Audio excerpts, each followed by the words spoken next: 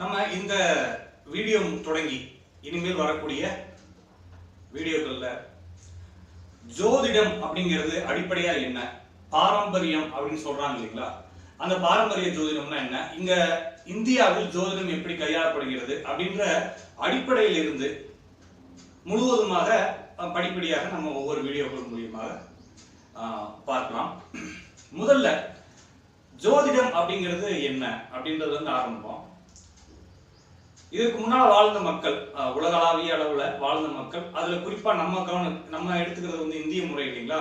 அப்ப இந்தியாவில் வாழ்ந்த மக்கள், இதுக்கு முன்னால் இருந்த முன்னோர்கள் என்ன செஞ்சாங்க அப்படின்னா, இந்த காலம் அப்படிங்கிறது எப்படி வடிவமைக்கப்பட்டிருக்குது, அதன் அடிப்படை என்ன, இதை வந்து எப்படி நம்ம வந்து புரிஞ்சுக்கிறது அப்படின்னு அவங்க தேடுறப்ப கோள்கள், வானவியல் விஷயங்கள் எல்லாத்தையும் கவனிக்கிறாங்க.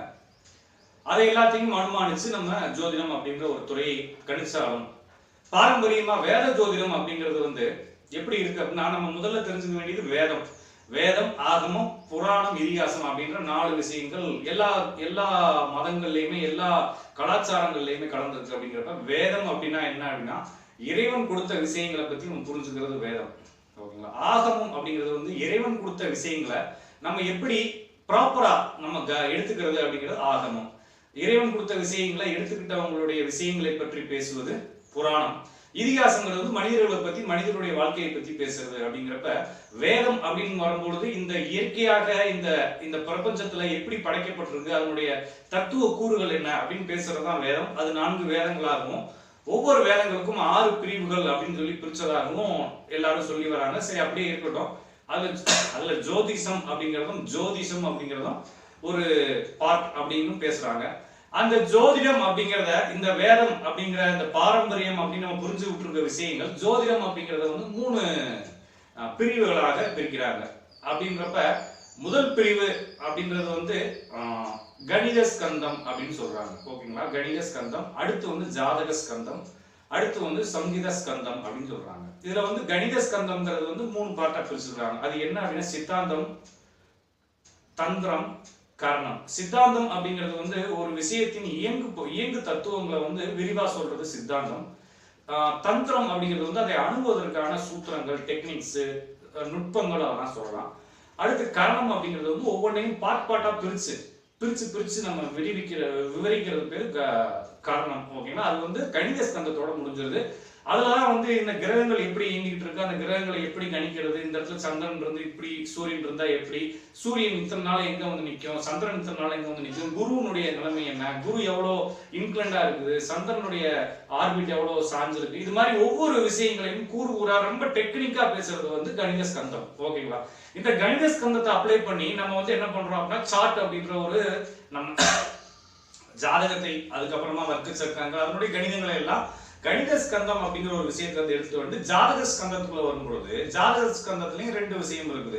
அது வந்து ஹோரைங்கிறது வந்து பிறப்பு ஜாதகத்தை எடுத்துக்கிறது. அப்புறம் தாஜிகம்ங்கிறது வந்து நடப்பு பலன்கள். அதாவது வந்து ஒவ்வொரு வயதுலையும் மாறிட்டே இருக்கப்ப இந்த பிரபஞ்சம், இந்த காலங்கள் மாறிட்டே இருக்கு இல்லைங்களா. இது 2ஐயும் அப்ளை பண்ணி செய்யறது பேரு தாஜிதம். அடுத்து வந்து சங்கீத ஸ்கந்தம் அப்படிங்கிறது வந்து ஆருடம்ல ஃபர்ஸ்ட் இருந்தே நான் வரேன். முகூர்த்தம், வாஸ்து, ஆருடம், வருஷப்படி. முகூர்த்தம் அப்படிங்கிறது வந்து நம்ம நல்லது செய்யறது, கெட்டது செய்யறது முதற்கொண்டு எல்லாத்தையுமே வந்து காலங்களின் அடிப்படையில், இதுக்கு முன்னாடி நடந்த விஷயங்களின் அடிப்படையில் நம்ம செய்யறது. அடுத்து வாஸ்து அப்படிங்கிறது வந்து வீடு கட்டுறதுக்கு இல்ல, இங்க இருக்கிற எல்லா கட்டுமானங்களுக்கும் ஒரு ரூல் இருக்கு. இப்படி கட்டினாதான் நல்லா இருக்கும், இப்படி கட்டினாதான் ஸ்ட்ராங்கா இருக்கும், இப்படி கட்டினாதான் நிலையா இருக்கும், இப்படி கட்டினா வாழ்றதுக்கு ஈஸியா இருக்கும் அப்படின்னு சொல்லி ஒரு ரூல் இருக்கு இல்லைங்களா. அது வந்து வாஸ்து. அடுத்து வந்து வருஷப்பணி, நம்ம மழை பெய்யுறது, பயிர் விதைக்கிறது, அறுவடை செய்யறது, இது மாதிரி வருடங்கள்ல ஒவ்வொரு வருடங்களும் பருவ காலங்களுக்கு ஏற்ற மாதிரி பணிகள் செய்வது வந்து வருஷப்பணி.